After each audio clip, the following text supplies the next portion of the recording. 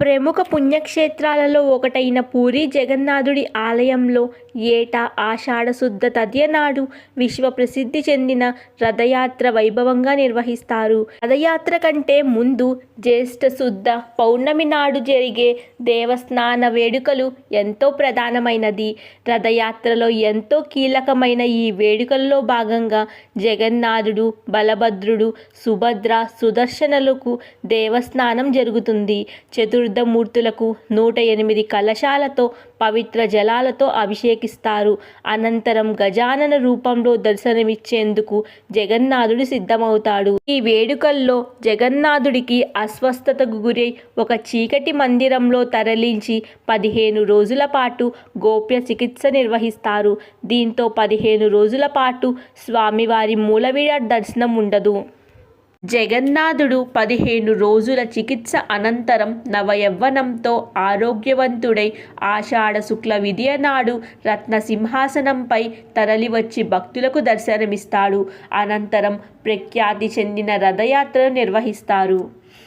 ప్రతి ఏడాది జ్యేష్ఠ శుద్ధ పౌర్ణమి రోజున పూరీ క్షేత్రంలో దేవస్థాన వేడుకలు వైభవంగా నిర్వహిస్తారు. దీనినే దేవస్నాన పౌర్ణమిగా వ్యవహరిస్తారు.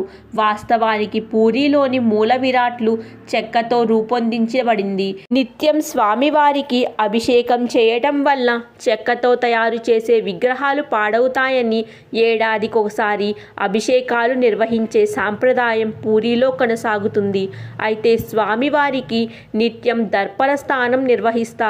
అంటే స్వామివారి ఎదుట అద్దం ఉంచి అందులో కనిపించే ప్రతిబింబానికి అభిషేకం చేయటం. జ్యేష్ఠ శుద్ధ పౌర్ణమి నాడు మాత్రం మూల విరాట్కు ప్రత్యేక అభిషేకం చేస్తారు.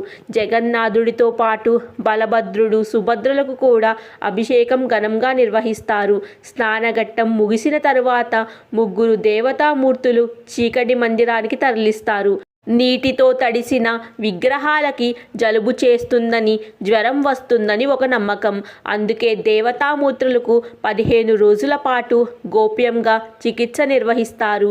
ఈ 15 రోజుల పాటు స్వామివారికి సమర్పించే నైవేద్యాలలో ఆయుర్వేద మూలికలే వాడతారు. ఈ 15 రోజులు భక్తులకు జగన్నాథుడి దర్శనం లభించదు. గర్భాలయంలో స్వామివారి పటాన్ని ఉంచుతారు. దీనిని పటచిత్ర అని పిలుస్తారు. సరిగ్గా రథయాత్రకు ముందు రోజు చీకటి మందిరం నుండి మూల విరాట్లు గర్భగుడిలోకి తెస్తారు. చూశారు కదా, జ్యేష్ఠ శుద్ధ పౌర్ణమి నాడు పూరీ క్షేత్రంలో నిర్వహించే స్నానాభిషేక ఘట్టాలు, ఆ తరువాత జగన్నాథుడికి వచ్చే జ్వరం విశేషాల గురించి. మరెన్నో ఇలాంటి ఇంట్రెస్టింగ్ వీడియోస్ కోసం please like, share and subscribe to my channel.